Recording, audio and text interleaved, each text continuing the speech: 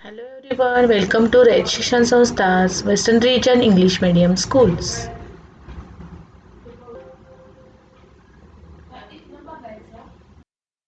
Today we are going to study subject Science and Technology Part 1, lesson name, lesson number 4, Effects of Electric Current, Standard 10, video number 70.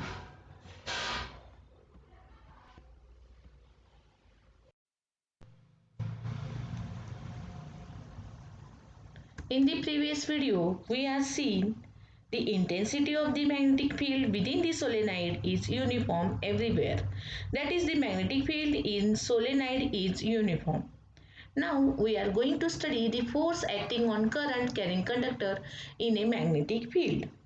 So there is one activity. Try this. Materials: flexible copper wire, stand, electric cell, a horseshoe magnet with the strong magnetic field. Then the procedure: using the stand, fix the copper wire so that it passes through the poles of the horseshoe magnet as shown in the figure.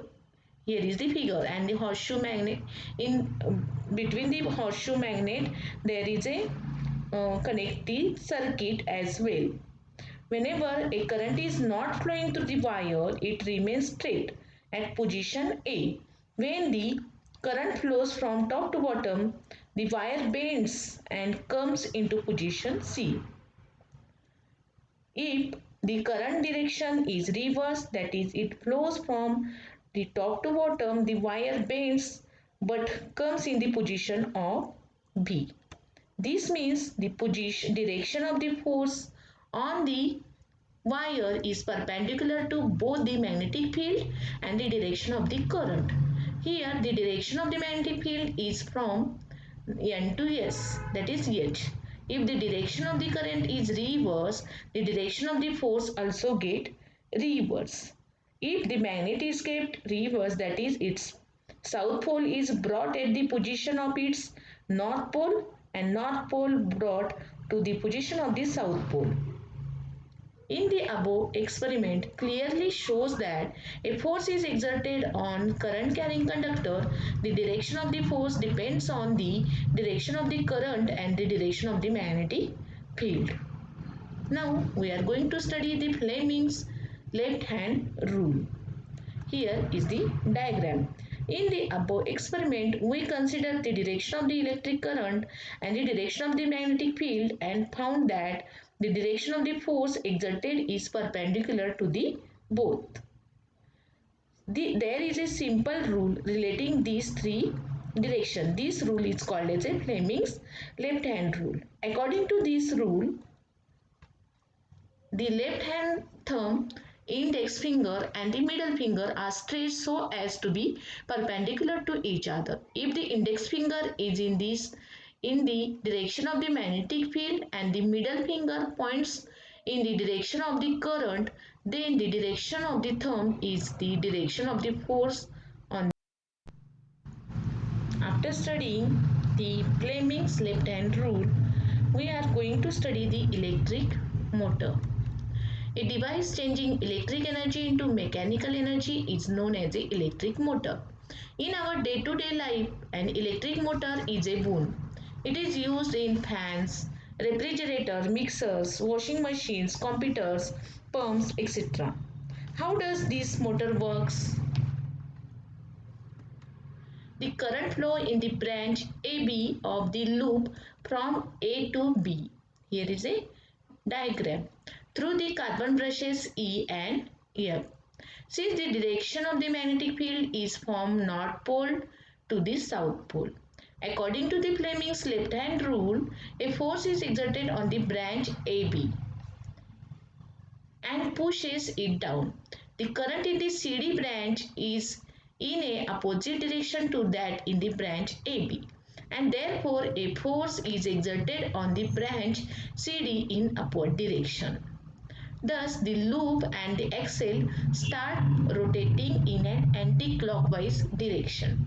After half rotation, the two walls of the split rings X and Y comes in contact with the carbon brushes F and E respectively, and the current in a loop starts flowing in the direction of DCBA.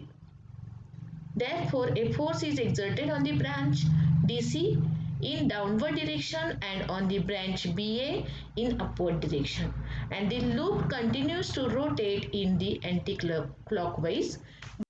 Now we are going to study the electromagnetic induction. We have seen in the previous section that if we keep an electric conductor in a magnetic field such that the direction of the current flowing through the conductor is perpendicular to the magnetic field, then a force is exerted on the conductor. Because of this, the conductor moves. But if an electric conductor is moving in a magnetic field, is changing, or magnetic field around a stationary conductor is changing, what will happen? In order to find out an answer to this question, research was done by the great scientist Michael Faraday in the year 1831.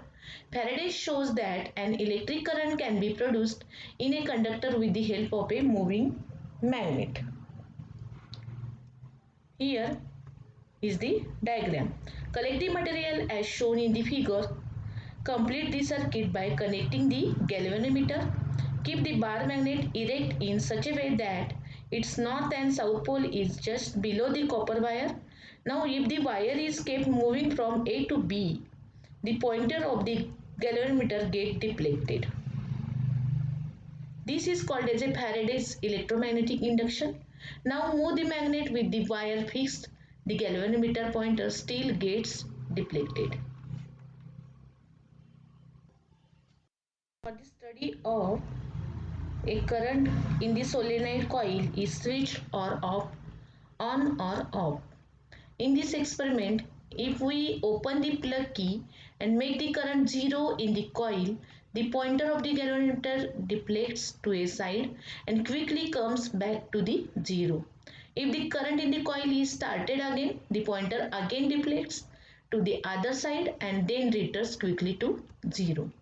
Now when the electric current is flowing through the solenoid coil and the solenoid coil is displaced with respect to the coil, the current still produced in the coil.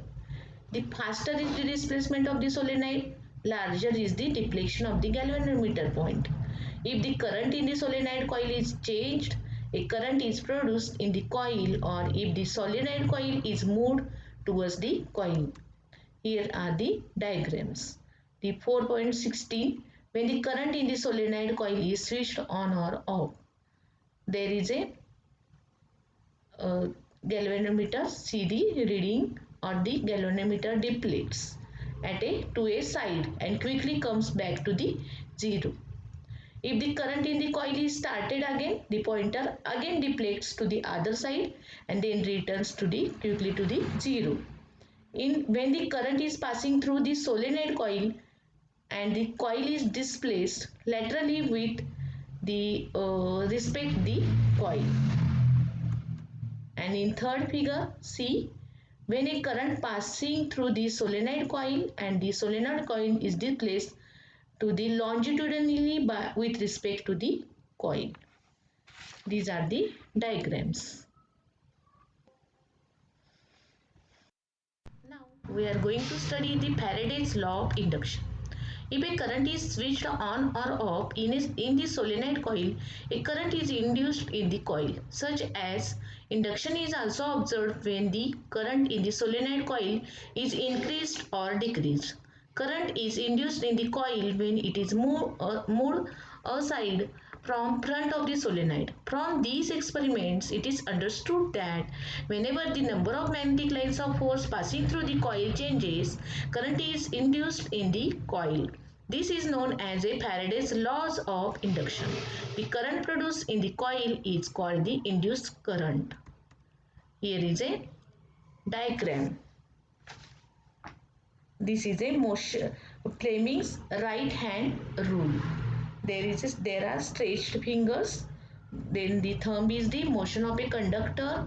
Then the middle finger is the direction of the induced current, and the index finger is the direction of the magnetic field. In order to show the direction of the induced current, Fleming's right hand rule is very useful. Stretch the thumb the index finger and the middle finger in such a way that they will be perpendicular to each other. In this position, the thumb indicates the direction of the motion of the conductor, the index finger the direction of the magnetic field, and the middle finger shows the direction of the induced current.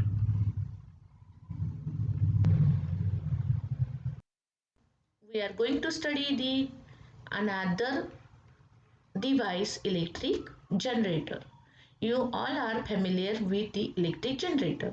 The current produced in these experiments was of very small magnitude, but the same principle can be harnessed for the use of mankind to produce large current. Here mechanical energy is used to rotate the current carrying coil in a magnetic field around an axle, thereby producing electricity. According to the Fleming's right hand rule, electric current is produced in the branches AB and CD in the direction AB and CD. Thus, the current flows in the direction ABCD as shown by the arrow in the figure. In the external circuit, the current flows from B2 to B1 through the galvanometer. If instead of a one loop coil, a coil consisting of several turns is used, the current of magnitude several times flows. Here is a diagram.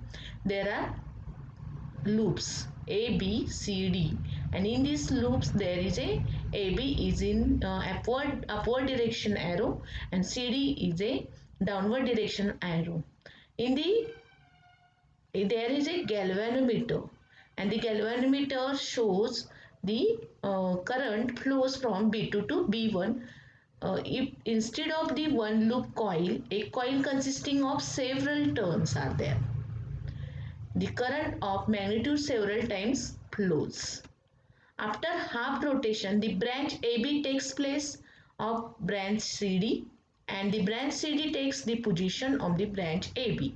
Therefore, the induced current goes as DCBA, but the branch BA is always contact with the brush B1 and branch DC is always contact with the B2.